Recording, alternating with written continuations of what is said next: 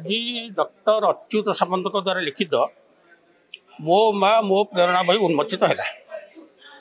मोर सौभाग्य ये बहीटी को मु पांडुलिपि अवस्था पढ़ी बहुत चमत्कार बही। एभली बही विरल नहले भाषा बेसी संख्यार मिले ना। साधारणतः आम देखि जो माँ प्रसिद्ध तांको पुओ झील मैंने हुए तो बही लिखिपारती पितामाता संपर्क में।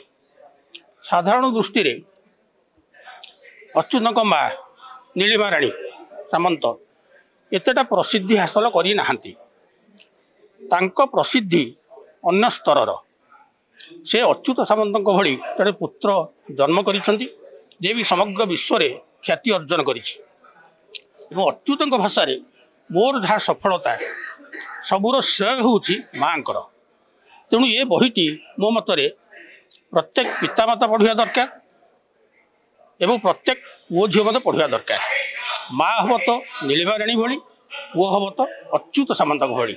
यह केवल आत्मजीवनी कि जीवनी विषय बहीटी नुहे, यह एक इन्स्पिरेशनल बुक, प्रेरणादायी पुस्तक।